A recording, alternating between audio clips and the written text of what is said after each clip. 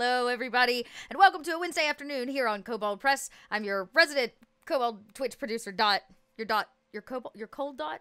Your Dot Bold. Dot Bold. Dot Bold. Your Dot Bold here for Kobold Chats, where we talk all things Kobold Press. And oh boy, do we have beans to spill today. We are celebrating our next Kickstarter launch. And not only are we here to celebrate it, but I am here with one of the content like creators for this book herself, Celeste. Thanks for being here. Yeah, of course. So happy to be here and to talk D&D. I'm very excited for all of you out there gifting subs. Thank you. Make sure to check out your new little Kobold emotes. You can go spam other people's chat with Kobolds. Cause chaos. Yes. There's actually a Swobold arm, everybody. Speaking of, there's a Swobold arm that you can go drop in, any chat you like. So yeah, well, before, we dive too far in, if you didn't know, everybody, guess what? We've got a Kickstarter launching next Monday. Oh my gosh. So this upcoming Monday, that fast, is here, it's time. And it is the Tome of Heroes. Now, I'm sure you're thinking, well, what possibly could the Tome of Heroes be about? Well, oh boy, do we have news for you. We're here to tell you all about it. But first, Celeste, why don't you tell everybody who you are, obviously, and maybe just like how you found Kobold Press. I'm sure we'll talk a little bit more about your involvement and all that, but just how'd you wander into the Warrens?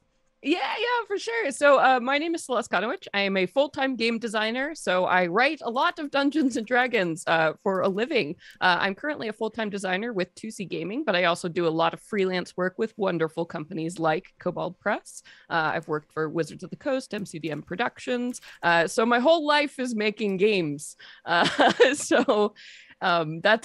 the scoop. Otherwise, I'm a podcaster. I'm the GM and producer for Venture Maidens, which is an actual play D&D 5th edition podcast. I'm a producer for Penwitch Studio podcast network.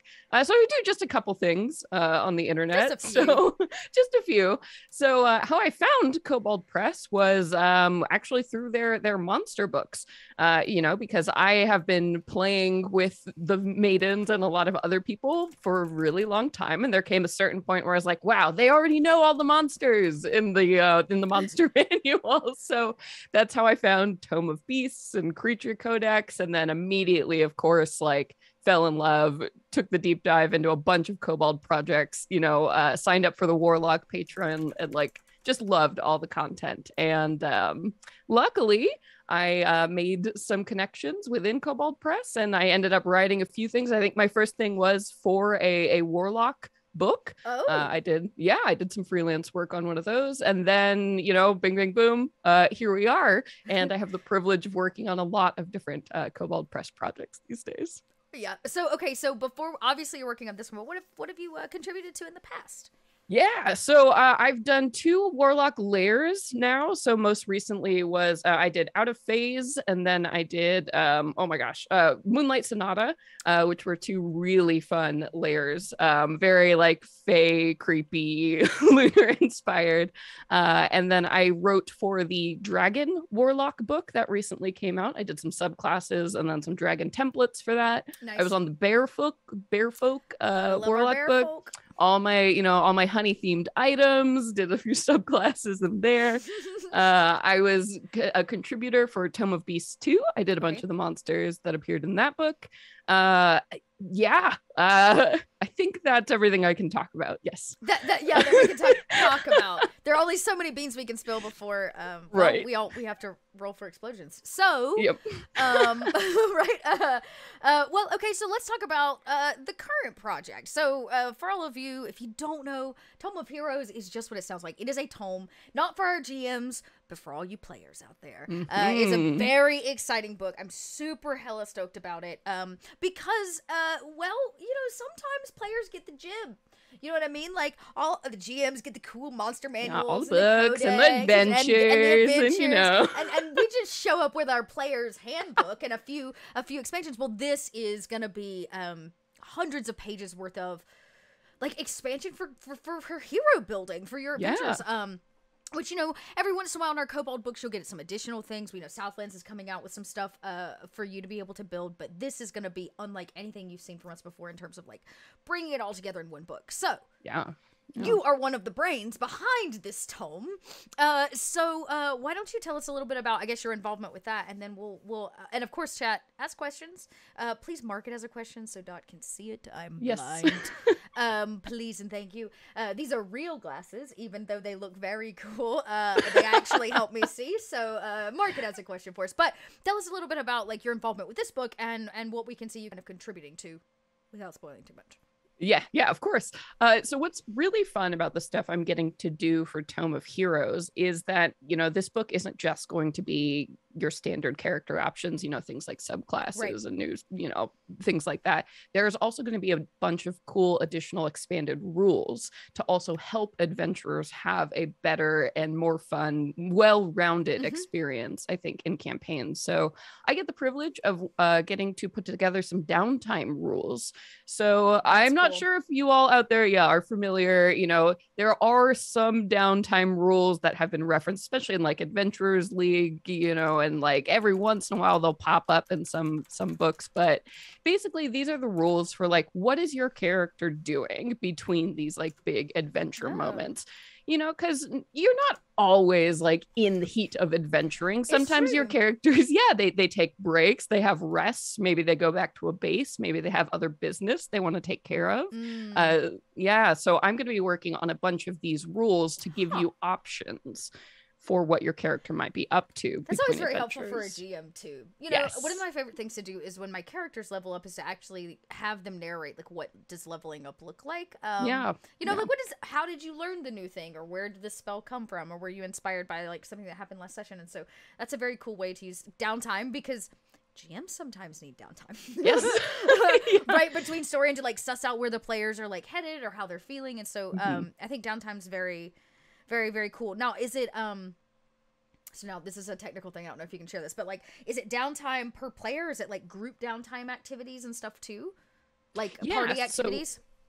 So it's going to be party activities or solo activities, essentially. Okay. So the rules are going to present options for basically whatever level you want to engage with them as a PC and a GM. Hopefully, these ideas will be very inspiration based too, though. So you could actively maybe have a session where you are pursuing one of these things. Because, every once in a while, we all just want a beach episode. We all just want a shopping episode. So hopefully a little spa day. We want to go to the theater. We want to have a nice dinner. We all know how parties turn out, though. Don't go to the party. Right, don't go. No. Somebody's gonna gate crash. It's gonna be a horrible monster. Adventure back on. Love it. Yeah, so these will be, either things that can really, encourage the imagination and build those games around those downtown activities, or they are going to be things that you could just say like, oh, okay, before we come back next session, you all are leveling up, maybe choose some of these activities. You might get a certain benefit, start the game off with, a certain kind of advantage or inspiration based on what you were doing. Okay, that's very, very cool. I think Wolfgang mentioned a little bit about some downtown activities, but that gives, I think, a better viewpoint of like what the structure in the book will be and how it can be used by the table with everybody there. So that's really, really neat. Now, I imagine that's not all you've contributed to this tome. No. Without sharing, again, we know that there will be some class features coming, some feats, some spells that was mentioned last week as well. I feel like Megan did a really good job of going through all the chapters. Headers. Oh, nice. So we were at least able to spill like what the chapter headers were. Right. So I can honestly, I'm looking forward to seeing like everything that's going to be in the book because I still don't really know. So I'm like, and based on the way Wolfgang was hyping the kind of stretch goals, right? There's some really cool stuff that could come out of the stretch goals too. So we want to make sure we hit those. But what are some other places? So we've got like these downtime activities, which I think is really cool. Oftentimes overlooked, not found in a lot of other books, right? Or not done well. Or not done books, well, right? Right. It's kind of a oftentimes overlooked thing, but it doesn't have a structure to it. One of the things I love about Kobold books is each adventure often adds something like a new structure, a new political play, or something that allows your players to engage even deeper into the story. And so I think this is a really cool way to engage your players and their character development, which I imagine is what will come out of it. But what else can you spill that you have contributed?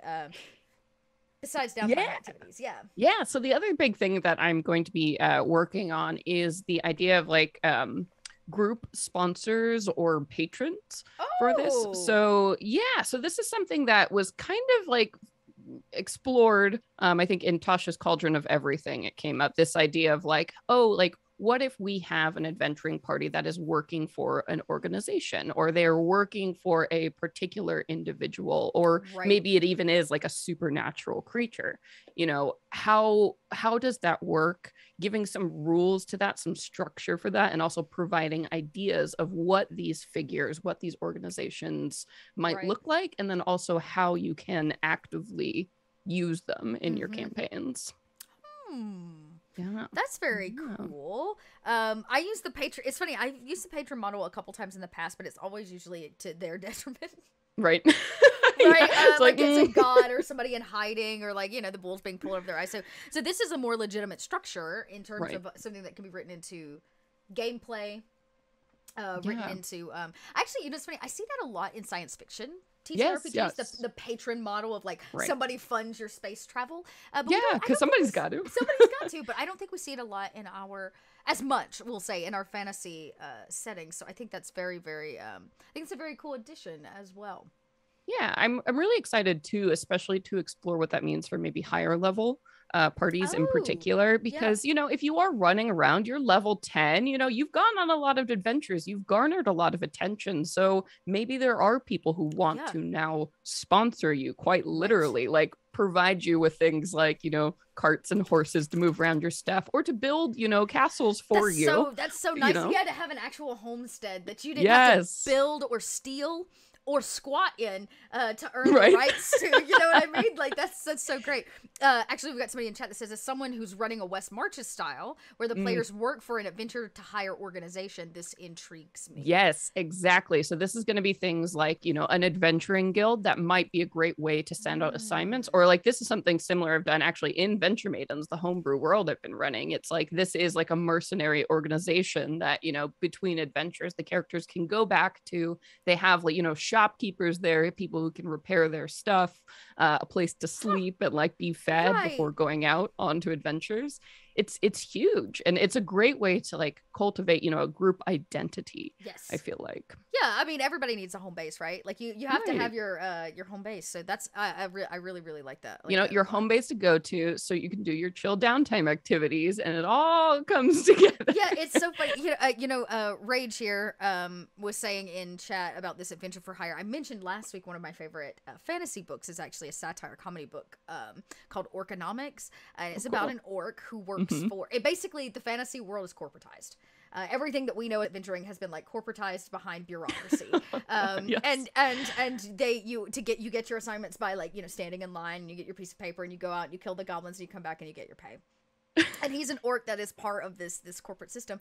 And then one day he can't quite kill this goblin, and then the goblin becomes attached, and they grow into this friendship, and it's kind of it makes fun of the like adventure model, but I say makes fun. It's like I said, it's a satire. It's so wonderful. But I'm such a GM where I'm like, this home base structure. Can I build a corporate headquarters where I can put them in line for like 6 hours just to drop off a piece of paper? You know. That's something I've always wanted to do, you know, because the philosophy of like fiends and devils and stuff, I just, you know, want to have that like hellish corporate structure. Would be so good. It's just so to have funny. Adventurers working like, for your it. Adventure today is take this ticket and stand take this ticket, go to the other side of hell, fight through some armies, turn in the ticket, get this piece of paper notarized, bring it back to get your form. Yeah, that is that tickles me right there. That tickles me really, really hard. Yes. Yeah, Jeff, you want to bring in the headquarters grounds into it more. Folks don't really interact with the location outside of the intro. Yeah, right where they like start. Yeah, that's very cool. And okay, this is neat. You've run a game where they had patrons that provided them with missions and gear. Also very helpful. Like a way. I think sometimes I want to run a module or I want to do something, and my players are like, not equipped to take it on. And it's like, okay, I could drag all this down, or I could just equip them and see if they like meet the task. And then, you know, the fun of getting to like take it back from them at the end, and they're like, no, my super awesome magical staff. And you're like, it's not, doesn't belong to you. It's on rental. It's on rent. You have to bring it back to the corporate. Yeah, that's very funny. I love it. It's definitely, I mean, I think this structure in particular will be really helpful for groups and tables who run more like sandboxy type adventures and styles, because it is easy to get lost sometimes in all of the different options. So if you have an organization or, you know, a patron saying like, hey, I need these 3 things done, choose your own adventure, you know, that can really help out. I think a lot of groups provide that backbone and structure. It's like Charlie's Angels. Yeah. Everybody needs a Charlie and a Bosley. Everybody, yes, I'm designing Charlie for this book. So you can be angels now. I love it. Let's see what else chat has to say. Yeah, there's a great idea is that you could have a group with it's the equivalent of like volunteer firefighter corps. Yeah. Where they'll like come back. I love that idea where they're like fighting the fires of hell. And they're going out and putting out the fires of hell. Delivering mail across hazardous areas. Oh my god, a mail delivery group. Gotta deliver the package. I love that idea. That's a very fun idea for a group too. Very, very fun. Cyberpunk campaigns right now where they're being heavily influenced by this kind of mega corporation idea. Yeah, I think this will be a really interesting. I can't. First off, you have to go back it right when it happens on Monday. Yeah, obviously. And then when you get your copy, I look forward to hearing from all of you of how you're implementing some of these like additional structures that really add to gameplay for your players. You know. Which means I'm hearing that this book is not just for players, really. It can also be for the GM because the GM is going to be pulling these additional structures to put at the table. So definitely. I mean, I really feel like this book is about how to round out the lives of your character just as much as expanding options, because you know those are a lot of the books we kind of see. It's like just more options. Yes. But things like this, like new rule systems and innovative ways to approach the game, really do help you build new experiences that allow your character to be more than just someone who's good in combat. You know, they have whole lives, they have goals, they have, you know, purposes, they have people they work with and like. So it's good stuff. And you know, when you do feel like your character has so many ties to the world and they are able to do anything that people can do in real life, right, it's fun. Yeah, for sure. Chat is just coming up with all the right now it's just like GMs taking notes off other GMs. Chat, if I'm sounding quiet, hopefully I adjusted my mic to get it a little closer. Yay for directional microphones. Yay! So, yay, podcasters. I'm eating mine, so you know that's awesome. Thank you for letting me know. Drop the die. I appreciate that. I think too. I love this. Like 3 players as UPS in Midgard, so it's MPS, right? Midgard Postal Service. The Midgard Postal. It's like a little kobold icon, like with a mailbag. Oh my god. Oh, good. Wolfgang, are you listening? Are you listening? The next adventure, Wolfgang. I have it. I love that so much. All right, so we've got these cool systems in play. I'm guessing we're also going to get, like you said, some options. I imagine there will be new tables of things. We know there's going to be some new spells. But I heard through the grapevine, and only because it came out of Wolfgang's mouth, that there are going to be some really great additions for monk classes. Now, Wolfgang had a lot of feels about the monk additions, and I don't know how much you can actually tell us about that, but he was, you know, Wolfgang and monks. But I'm very excited. I know chat has been very excited about some new martial builds for the monk class. So I don't know if you can spoil it, but I think I'm really interested in process, right? Like when you're writing for a book like this and you're piecing all of these things together and you're actually literally sitting down going, what are tables missing? Right? Because you don't want to give them something they've already got. You're trying to give them, like you said, better structure or new things to play with. So where do some of those things come from? Because we all know we want more monk martial classes, right? So yeah, I will say I don't believe that I had anything to do with the monks in this book, but I can certainly speak to, you know, coming up with innovative designs. And, you know, what do we do? 5th edition has been around for quite a while at this point, and there is a lot of content out there. So every time you make a book like this with new options, it is the challenge of, how do we make something new? What is the process? Like, how do we make something new that is valuable and feels awesome? Yes. So, I mean, the biggest challenge is always, and what I start with, and this is always the advice I give people when they're like, what should I write as my first thing? Or like, what should I publish? I say, look at what's out there and identify what's missing. Yeah. So, if you're looking at all the monk subclasses, the popular ones that exist that most people go to, the ones that your players are interested in, maybe the ones you've played, if you can compile, that list of like, okay, I feel like they all do this. Well, maybe we need something that interacts with spellcasting in a different way, or maybe we need to embrace this other part of like being a monk. Maybe we need to go Franciscan. Maybe we need to, like touch back to this, this kind of style or this kind of genre. And once you've identified that, I think that's probably the hardest part of the process, is really identifying a good seed idea and then developing that. Because if you make something that's truly innovative, people are at least going to want to, take a look try it. Yeah. We at least want to give it a go. Yeah, I love that. Very cool. Yeah. So I heard through the grapevine you have a thing about the bear folk and honey. I might have heard that through the grapevine. Are you bringing more bear stuff to this book? We all of us bear fans have to know. Gosh, I hope so. I made so much stuff for the bear. Look, I hope a bunch of it creeps in here. My favorite, I think, are developing the honey axes. So there are these like, and this was based on one sentence that I found in like the Midgard World book. There was a line that was like, yes, and they, the chieftains seek these legendary honey axes. I'm like, what is that? Honey axe? What is that? Christ. And I looked and there wasn't anything about them. So I started developing more. So in that warlock book, I started making a bunch of these honey axes, which are just these incredible, cool axes that, like, if you are a chieftain of the bear folk and you're seen with one of these axes, it's a huge deal. Because I mean, cool. I'm always in favor of more like sentient items, more legendary items, artifacts. Yes. I just think there's so much room in D&D to like make magic items special and make the interaction and the journey to find and use them an experience. Huh. Yeah. Yes, sentient items are the best. One of my favorite Yes. questions to ask people is, what sentient magic item would you be if you had to be a sentient magic item? Oh boy. Right?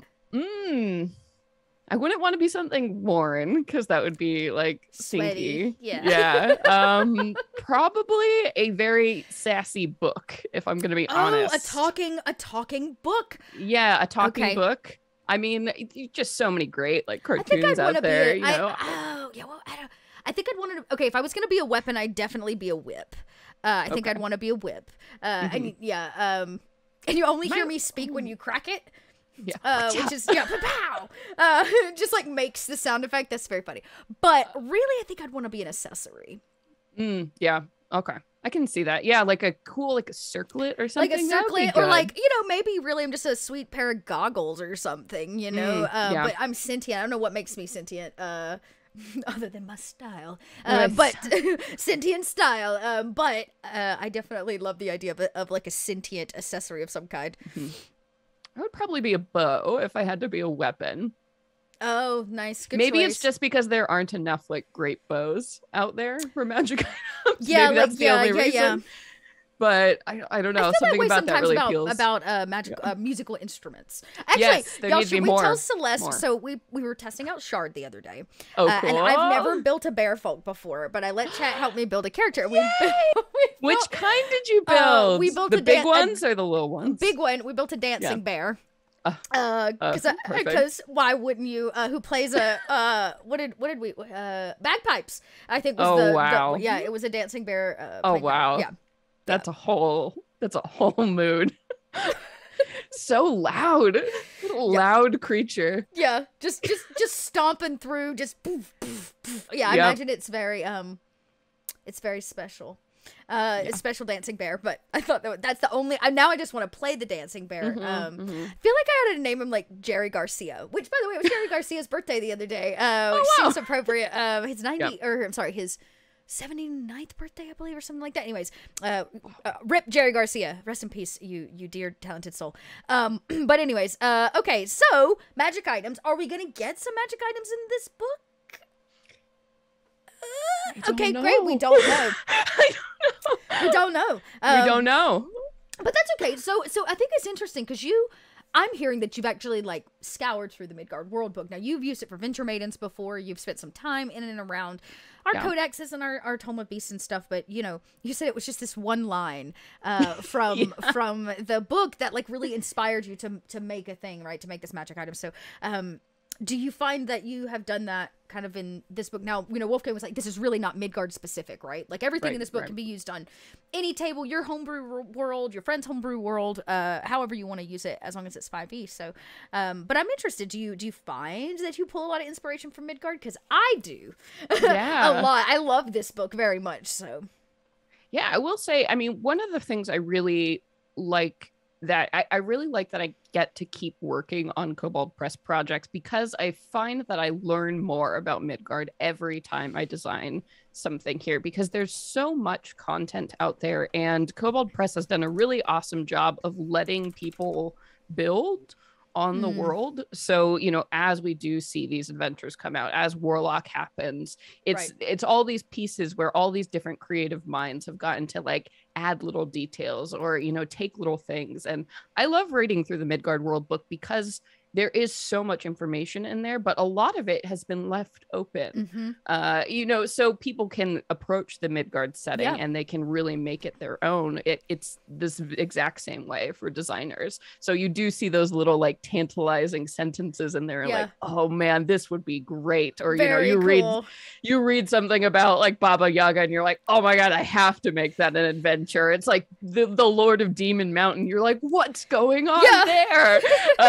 So I do that all the time. I'm lucky enough to be in our little private Kobold Slack where like if I come across a piece of lore and I'm like, tell me more about this, like I'll like quick click them. I'm like, Megan, Wolfgang, somebody answered this. What is this? Tell me more. Where do I find out more? And they're like, well, it's just we don't have anything about that. And I'm like, yes. Right. But yeah, so you can expand it and you can build it. So what I really like to do, because I do like to make my designs open for anyone. So they, whatever game you're in, whatever setting you're in, you can grab and easily use it. But whenever I have the opportunity, I love making sidebars or like suggestions on how this would also like do super well in Midgard. Like, yes, you can use it for this, but also like in this particular region, like this is where you find this honey axe or whatever. Yeah, very cool. Yeah, so the best of both worlds, I think. And it's so great every time you learn something new and learning about a new area and just how expansive it is. Or even if you're flipping through the monster books, the amount of like lore you can glean, because it's like every other monster, every third monster has like this monster in Midgard, and then they're like little bit at the bottom, and you get this like zany tale about this one creature. You're like, this is a wild place to live. Yes, like Midgard is a nutso place. Yes, it is. It's out of this world. I've been doing a lot of research on water monsters and things of Midgard because we're running a pirate adventure right now, a little Marauders action in the Middle Sea, and so I'm like, what zany water driven things, and the coastal stuff has been very cool, but the underwater stuff is nuts, y'all. Actually, I'm bringing in one of the monsters today I've been most looking forward to from Tome of Beasts 2. That'll be in our which one? Well, if you're watching tonight, I'm going to go ahead and spoil it. None of my players are watching, so it's not a spoil for them. But it's basically spoiler just for a second. It's a sentient pirate ship that eats other pirate ships. It consumes ships. So like you have to fight. Like it looks like it's basically it's a mimic, but it's a pirate ship mimic, and it consumes other vessels. It doesn't actually try to eat humans or humanoids in any way. It consumes entire vessels. Yeah, it's here for that fiber. Yeah. That fiber. So I'm obsessed with it, and I'm like, I can't wait. It's like such a great trap, like any mimic trap, where it's like, oh no, somebody beat you to the cove you were headed to. Look, there's already a pirate ship there. Oh, weird. Whoops! Because you just park next to it. Yeah, exactly. Like, I guess we'll just we'll try to steal, or I can see it now because the marauders are like, oh, what a it's a better ship. So I should no one's go on steal it. Yeah. And then they get on board, and it eats their ship, and now they don't have a ship at all. Like, these are the things I think about. Yeah. Yep. Yes. Yes. Yeah, it is. It's such a great monster. I got a little sidetracked there, but it has been really neat to go through things. So I imagine that Tome will have some similar like sidebars. Tome of Heroes will have some similar sidebars of ways that you can tie this into a Midgard setting. No doubt in my mind. Oh yeah. So you know, if you are a Midgard junkie like us, you'll have your way into Midgard. But you know, Don't worry. Don't worry. We'll add some kooky things. But I imagine too that I think one of the things I'm most excited about is being able to bring this to any table. Yeah. Like any 5e table that I'm playing at, which is really, really cool. So, and it has been announced a couple VTTs. So for those of you that are now the at-home gamer, due to the current state of the world, hey, guess what? We got you. You're going to get some VTT out of it too. So don't fret. But I remind you, Monday, be the first in on that. And if you're wanting to win, I think right now, if you drop in your email, we're doing a giveaway. Yeah, if you hit the Kobold, the $125 tier, I was like, oh. Yeah, where you get all the really, it's a really nice one. So $125 tier of the Kickstarter, which kind of talks about what is included in that. But you can go to koboldpress.com/Kickstarters, plural, and it'll give you a place where you can drop your email. All it's going to do is, of course, let you know when the Kickstarter actually goes live, but it also directly enters you into the giveaway. So who knows, you might be able to get your stuff without even having to back the Kickstarter. Whoa. But you should back the Kickstarter. But you should also back the Kickstarter. That's actually a good question. I believe it's in Tome of Beasts 2. It is. I'm pretty sure. Look at my little pocket edition. I got my little pocket one too. I'm so obsessed with pocket editions. Yeah. It's so great because you can throw it in your bag and go. So, you know, if you're doing like when conventions become a thing again and playing at other people's houses, it's nice to not have to lug around this gigantic page. Or if you're like me and a designer and you usually have like 8 D&D books open at any one time and your desk is very small. Carnivorous ship. There it is. The carnivorous ship. Good. Page 56 of Tome of Beasts 2. Get your hands on it today. Yo, it eats other ships. Yeah. And you know what else is really cool? It produces, to make it look more realistic, it produces drones on the deck, which are basically like, they're kind of like undead, but they're like not really, were not even once humanoid. They just creates these like shadowy creatures that make you think there are people on board. It's nuts. Anyways, again, I'm like way off. I'll drop that. Oh no, I dropped the Kickstarter link, but I'll also drop our store link. You know, we're talking about a lot of our books here. It looks like, if you didn't notice, Celeste has contributed to quite a few of them. And we have one coming out that should be hitting this fall, which is Vault. The Vault of Magic. Oh, I worked on that too. As you can tell, we're having conversations about like magical items and stuff. So, yes, I might have done yes. Just a couple things on the Vault of Magic. So if you want some more magic items, that's going to be the book you want to get your hands on. If you've already backed it, like I said, it'll be coming out this fall. But for those of you that didn't, it'll also hit digital shelves in and around the same time, so you can get your hands on that. And we had a lot of really great guest designers for that book. So yeah, seriously. I can't. I also love magic items books. Just flipping through them. Yeah. It's obviously we're talking about magic items, but I find they're one of the most inspiring things to build adventures around. Yeah, I totally agree. Or like a physical. Actually, it's funny. I can't say this permanent. I'm also writing for right now for, and so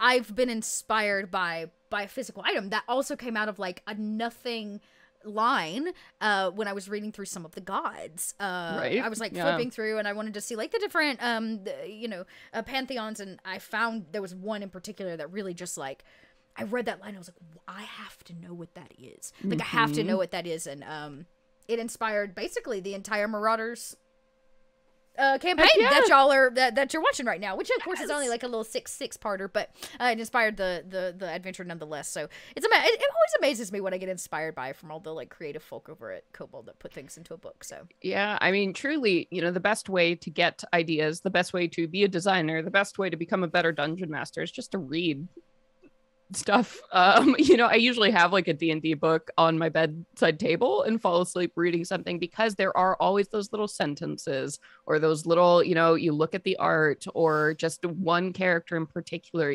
lights your mind on fire, and then that's where good ideas come from. Yeah, and then you just like run with. I love those moments when you just like get in the groove and you're just like running with the idea. Yeah. Well, we are in our last 20 minutes, chat. That means now is the best time to start asking questions so we can make sure we get through them. We'll be honest, because it has not launched yet, there may be some things that we can't talk about, divulge, or we don't know, but we will do our absolute best to answer what we can. And honestly, with Celeste here, now's a great time to ask questions about designing for this kind of thing, writing this kind of thing. What is the process like? So drop your questions in chat and we'll turn around and get to them. Yeah. Sorry about that, Flower Crown Gaming. It says I will, hopefully I didn't boot you too hard for too long. The hammer is heavy with Streamlabs. Sorry, Flower Crown. You're used to Venture Maidens where swearing is just all over the place. Let's see. Yeah, right. Wolfgang makes me keep it PG-13 up in here. So can you talk about your one favorite thing to design in the book? What was like your favorite thing to design? That's a great question. For Tome of Heroes. Ooh, I always really jump at the chance to create new mechanics.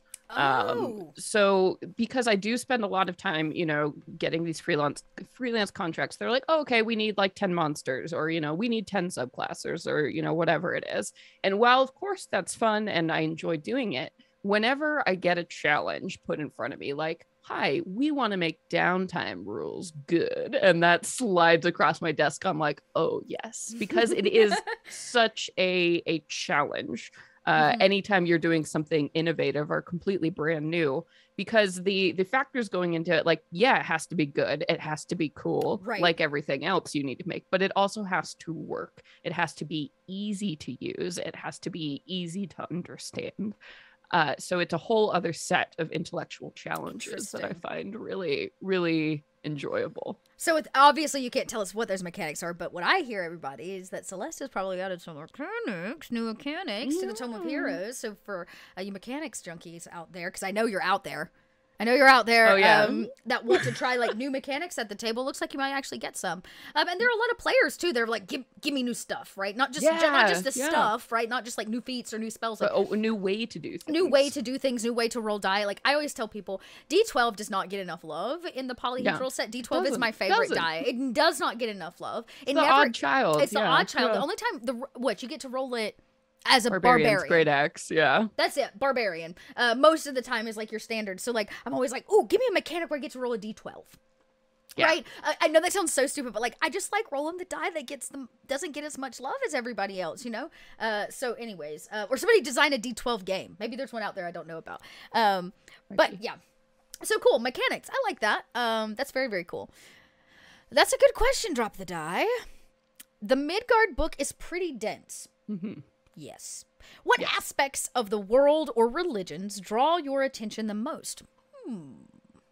Yeah, I think that's a great question, because the Midgard book, it is pretty intimidating if you're just walking up to it, not sure it's like what's reading a going history on. book. Yeah, it is. It's chunky. It's a chunky book. Here, I'll show you one more time in case you missed it. Hang on. Yeah, so I mean, what I always do when I get a big setting book like that is, I think the number one thing you need to do is give yourself permission not to read it cover to cover. Yes, correct. That's the same way, use it the same way you would a textbook. For a class. It's like, oh man, like I'm about to, send my players into a foresty region.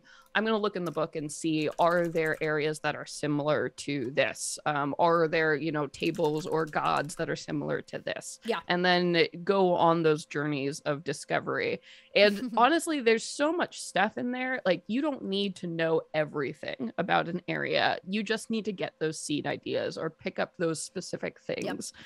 And then work with it. So when I get a book like that, I flip through, and obviously I'm going to be drawn to things that are dissimilar from anything else I've ever seen. So, I usually ignore like the big metropolis cities and things like that, because, we've seen that all before a billion times. But, when you start getting into like this like really weird area of the plains that's like ruled by wind dragons, you're like, what? Or the dragon empire, like, what is that? What's going on here?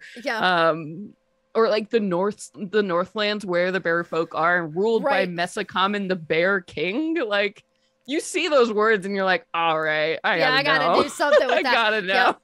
The Ruthenian Plain, the first time I read about the Ruthenian Plain. Yes. Because, I mean, of course, you can't really talk about the Ruthenian Plain without talking about Baba Yaga. Yeah. Yes. Right. But there's a lot of other stuff in the Ruthenian Plain that just like... So much. My Demon favorite... Mountain. Yeah, the mountain is a sentient demon. That with that in the background, literally. I love the fact that there are these, like, everything's on the move in the Ruthenian. Nothing stays stable because it's such a dangerous place. So even your towns move. Your stuff is like constantly on the go. And I think there's something so eerie about a place where like you're never going to find something in the same place. Right. You're going to come across crazy, horrible things. These big moving cities also and like labyrinths and stuff. There's some really wicked things. And so I think I'm drawn like that. Like somebody mentioned the artwork for Kobold Press. I'm such an artophobe or an autophile. I like go through a book and I'll stop on a piece of art I like, and I'm like, I gotta know what this is. Like, what is this? Yeah. Right. And then I like try to source through the material on the page to like read about it, and then I might find something else. But like I said, I was really drawn to the excuse me, y'all. I'm still getting over this cough. I've been so sick. Oh no.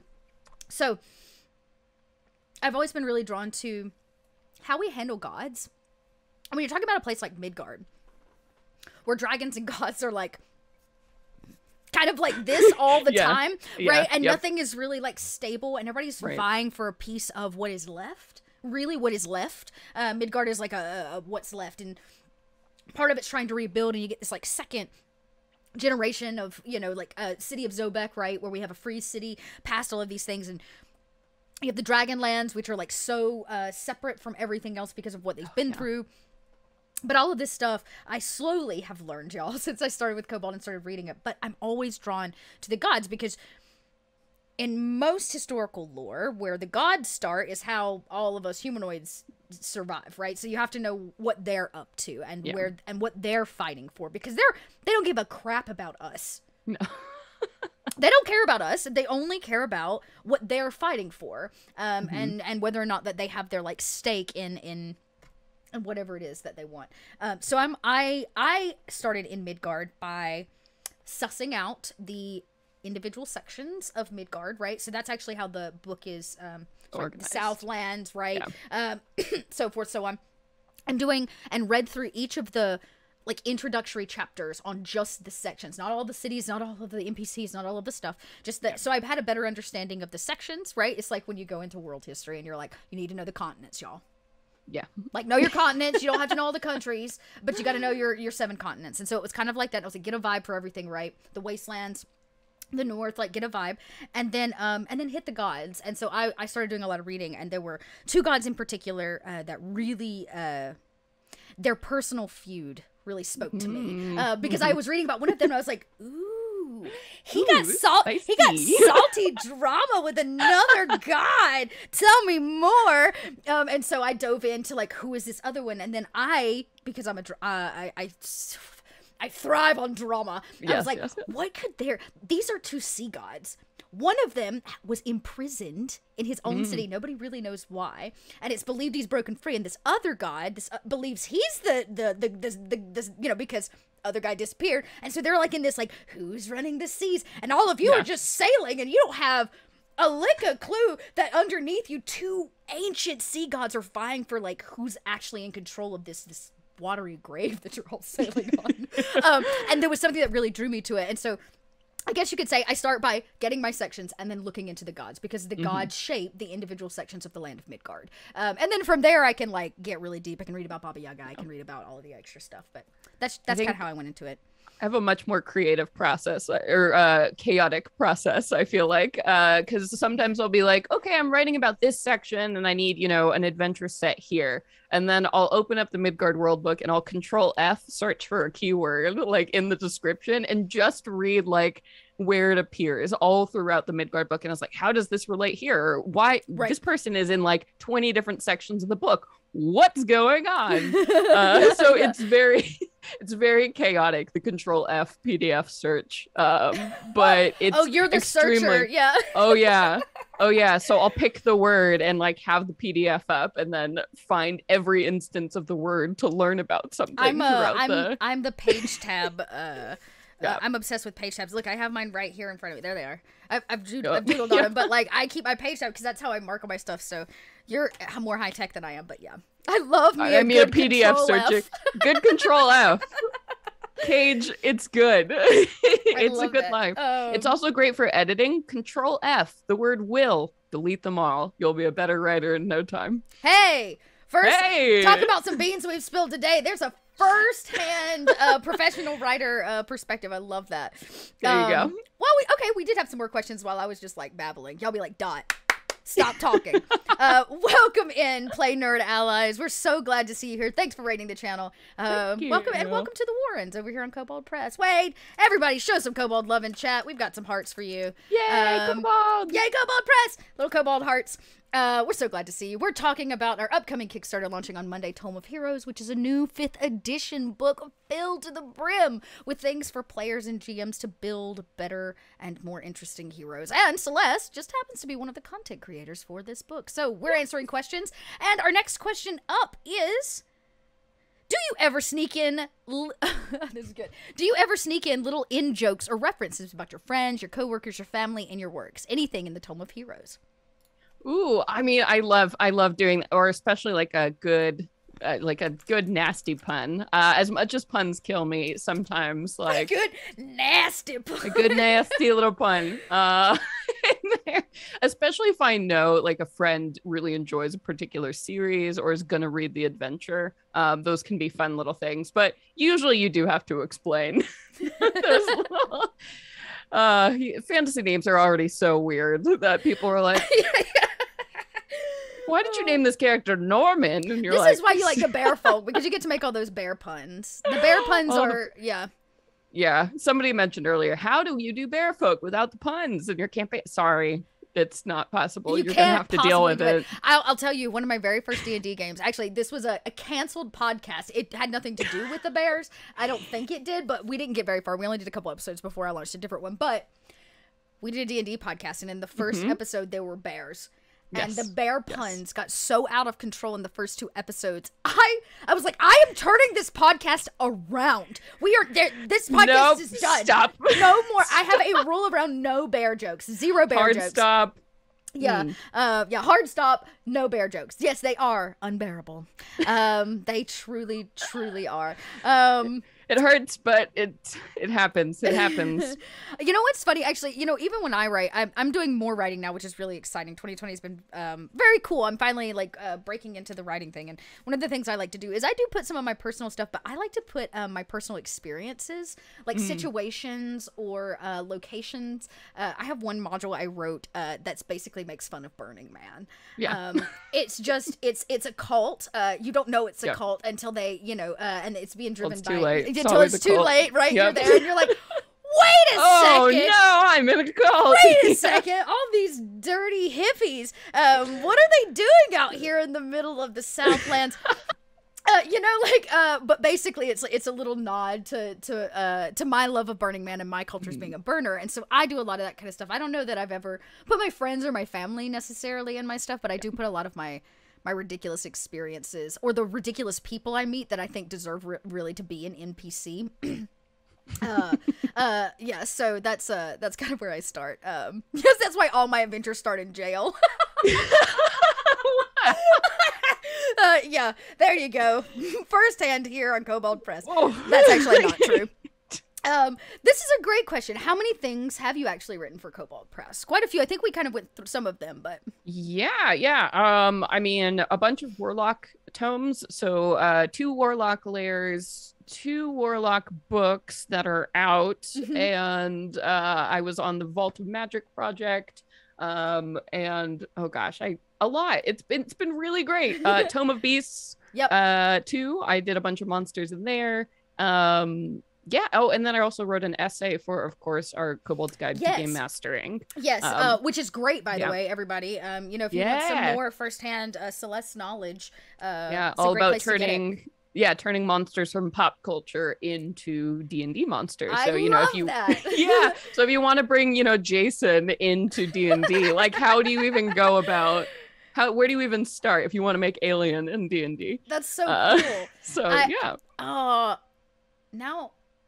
Now I want to read it and see if I can make. I have another module I wrote one time that's all about Yule lore and all the monsters from Yule. And nice. I want to see if I can do Krampus? it. Yeah, Krampus and the Yule lads and the Yule cat and the, you know, Yule. But Bell Snickle is technically part of that. He carries a whip, coming in and whips the kids. But yeah, hey, welcome in, Jerry247. Yeah, so I love that. I bring a lot of pop culture sometimes into my one shots, I think, is the place where I let those like thrive the most. But I have played in a campaign one time where a friend, it was all based on like hair metal. The land was based on hair metal. That's extremely cool. Yeah, it was super cool. And we had this, we rode a giant, it was called an Odonitar. We rode this giant, tusked elephant across the land, and we had a battle of the bands at the end. It was very fantastic. It was very jam, but it's very cool. So, you know, get some firsthand knowledge on how to better implement those kinds of things at the table, y'all. And again, all of that is over on the Kobold Press store. I bet you. Yes. I bet if you just search your name. Yeah, in there, you'll see a few things. I'm probably forgetting some stuff, too. I'm terrible at on-the-spot listing resume things. That's okay. I probably should have had that list ready for you, and I don't. So that would have been an adventure to go through together. Well, we are in our last few minutes here, and we have some new people in chat. So if you have questions for Celeste in terms of writing for tomes like this, where you're building out new mechanics, you're building out new systems or structures, just writing for tabletop in general, now's a great time to answer those questions as we wrap up our little chat here and go into the latter half of our Wednesday afternoon on Kobold Press, which will include this evening at 6 p.m. Eastern, 3 p.m. Pacific. Come back.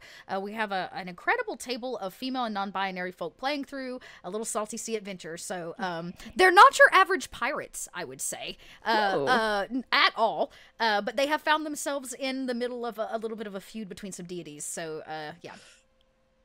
Oh, gosh. That's a great question, Cage. What are some of your favorite tools and software that you use when you're building ideas and writing? Yeah, I have gotten really into Notion lately, which is like, it's free to use if you just want an individual account, but it's like an online organization management sort of tool. What I really like about it is you can make it look like however your brain looks, which for me specifically is a lot of chaos. So I can do, whenever I start a new project, I make a new page on Notion, and then I build out lots of little like tabs and cards. So if I ever have a random idea, I have like a running idea list tab. And these are things like words that I really like, or like phrases, or if I see a piece of art, I like making galleries on the project. So I kind of have like a big idea board for every new project that I can do any kind of brain dump on. And I like to do that too. I actually have a Kobold Press tab in there where it's like whenever I read something interesting in a Kobold Press project, I put it in that board to revisit later when I need to make an adventure or, do a subclass or something. That's very cool. Yeah. So I do that with a lot of like third-party publishers that I work with, or just anything that like, just things that I've read and want to revisit later. Maybe I can't like during this project, or maybe I'm like, oh man, like I can't run this adventure right now, but like I think this part would be so great. So just always have those creative tabs and resources there, because you never know when you're going to find something, and you will forget unless you immediately put it in there. And then of course, I love using Grammarly also. Saved my life. I pay for the full awesome Grammarly account. So literally everything I write, I put it right into Grammarly. Make sure it's an editing software basically, but it's more than that. It's also intuitive editing. So it can edit for things like tone or, you know, you can put like, hey, this is like a really casual conversational blog, so, you know, don't edit it this, you know, stringently. Or you can say, this is an academic piece of writing, so I really need you to flag sentence structure and like sounds. So those are probably my two big favorite That's softwares. a very Grammarly was going to be mine. Like, Grammarly, pay for it. It's worth it. Just write it off on your taxes if you're out there writing stuff and you're making that freelance dollar. Like, well worth it. But I want to check. Remind me again, what was the name of the other one? Notion. I'll have to check that out. That's very cool because my brain works the way you're doing it, but I handwrite everything so I don't forget. So I have all like my tablet. I have all these notepads where it's like ID, and then it's just like dots, and then you lose them. And I used to do that, and I don't anymore. And I'm very grateful. Well, Notion I'm very you can get grateful on your phone or your browser or, you know, anywhere. And do it anywhere. That's very, very cool. Yes, you're right. You may have missed the combo, but don't fret. You can always catch this chat over on our YouTube again, along with all of our other Kobold chats. And last week should get up here very soon. So if you want to hear the chat with Wolfgang, of course, the founder and head of Kobold Press, and our editor Megan, who's going to be editing this lovely tome that Celeste has put incredible content into, you can see that chat because they spill some more beans of what you can expect, kind of chapter by chapter. And over the next few weeks, my hope is to actually get to show you some of this content in build. We're going to be bringing some guests on. They're going to be building characters and actually showing you some of the things as they get used and announced. The launch is Monday, y'all. So, you know, when those Friday paychecks come in, just and instead wait and then instead go to the Tome of Heroes, or go to koboldpress.com/Kickstarters, and you can go ahead and sign up so that you don't miss the announcement of when it goes live. I think that's the big stuff. Now, as we wrap up here, there's one question, and I feel like we have to answer it because it's a pretty good one. If you were going to get a Kobold Press tattoo, what tattoo would it be? I really, really like the bathhouse drakes from Tome of, I think it's Tome of Beasts or it's Creature Codex, but I had one that appeared in a Venture Maidens episode, and Harmonia, and she was amazing and I loved her. So I'd probably get like a really cool bathhouse drake, like sipping a glass of wine. I think that would be a very good That's tattoo. not near as cool as like what I was gonna say. That's way cooler. I thought about a beast, but I'll be honest, now that I'm part of the Kobold family, our big things are kazoos. Like, we celebrate with kazoos, and I think I just have to get a kazoo that's like there's like Kobold Press coming out of the end or something, or maybe it's like it's gyro, like tooting a kazoo. Literally, we have one tooting a kazoo. Oh my god, that's good. Yeah, that's very good. Yeah, it's just so cute. I just love it so much. Well, as we round up the chat, it seems that you're getting a lot of love, and you're right. Celeste does know what's going on, so take all of this straight to heart. If you are a writer out there, or if you just really love the content that she is, putting forth, guess what? You can get your hands on it come Monday, or at least start to. And there's a lot of other stuff over on the Kobold Press. Go to the website. Yeah, go to the website. Check it out. Get everything. We'd really appreciate it. But as we round up, Celeste, what are you most excited about with the release of, or with the Kickstarter launch of Tome of Heroes on Monday? Yeah, I mean, I want to see those. I know we talked about monk options, but I do want to see those. And also, every time there's any new options for wizards, I think all the schools of magic in Kobold Press are just so cool. And I cannot wait to see what new thunder is being brought to my arcane casters. Has she played with other We have played together, for the record. Yeah, she has played with other streamers. We have played together in a few times and places in the past, and I imagine that Celeste has played with a fair share of many people. So I have indeed. Go follow Celeste's social. I bet that's the best place to find them. Yeah. Definitely make sure to follow me on Twitter @Conowich. That's the best way to keep up with all the things I'm writing, doing, streaming, podcasting. Or of course, you can follow or look at my website celesteconowitch.com for the full catalog of everything I've written and everything I'm doing. Don't miss out, y'all. And I have been you every Wednesday here on Kobold Press. I'm excited to be back this evening. I will be GMing our Marauders of the Middle Sea. For all of you Midgard fans out there, you can see some of the sketchy action happening between the land of the Minotaurs and the Southlands, and see what's going on in the Middle Sea, because it is cult filled and got a lot of deity fighting. Salty is what I'm trying to say. It's salty. So come check it out. We've got an incredible group of streamers, and they're bringing their A game to trying to suss through my diva-rific deity saltiness. So anyways, it's a lot. Wow! It's a lot of fun. And you're not that far behind. So you can always catch up over on YouTube, as well as all the other actual plays that we're right now kind of in a hiatus. But Southlands will be coming back. So for those of you that want more Southlands content, right before the book drops, we'll be kicking another actual play off, so you can see a lot of that in action. We're doing some actual plays around the Vault of Magic when that drops in the fall. And you can get caught back up on what is now the first seasons of both Courts of the Shadowfae and the first season of Scarlet Citadel. So those will be coming back for a second season. So, now's your chance. Get caught up. And let's not forget, Kobold Press is going to Gen Con. Hey-o! We're going to have a booth. I don't remember the number. It's on the top of our Twitter. You should go look that. I can't. It's like I'm gonna get the number wrong. It doesn't matter. Don't tell them the wrong thing. Don't do it. Don't do it. I'm not gonna tell you the wrong thing. But we are gonna have a booth there. We'll be doing some cool. I'm hoping to do some cool streaming from the floor for those of you that are gonna be able to join in person or are choosing to stay home. Thank you. I know Gen Con's gonna be doing some cool things online, but we'll be doing some cool things online as well for all of you. And then if you're in person, come hang out, come drop by. I heard through the grapevine we're gonna have a Swobold cutout, so if you needed what? I will. Where's that on the website, store? Oh, just let me tell you, I'm very excited to get my selfie with the Swobold. There will be so many pictures of Dot with Swobolds, but you can also get your picture taken with our Swobold, so you can drop by the booth and check that out. We'll have some cool things there, along with like some refills on some books that were out online, so well worth it if you're going to be there in Indy with us. So very, very excited. Yes, I am the Swobold. There you go. That's about all we've got for you. We'll see you again this evening at 3 p.m. Pacific, 6 p.m. Eastern, and we'll be doing our partnership with the Warriors of Waterdeep as well. So if you've not had a chance to check out the very, very cool Waterdeep app game for your phone, it's a kind of turn-by-turn RPG, really great. I have been playing a lot of it. You can drop by tonight and pick up your gems by tuning into the show. So you can get that installed on your app. I'll drop y'all a link right now. And we'll see you back here in just a few hours. If you joined us, thank you again. If you rated, thank you again. If you subscribed, thank you again. You make this channel possible so that we can go from Kobold to Swobold. We will see you all next Wednesday. Same Kobold time, same Kobold channel. Thanks, everybody. Bye. Bye.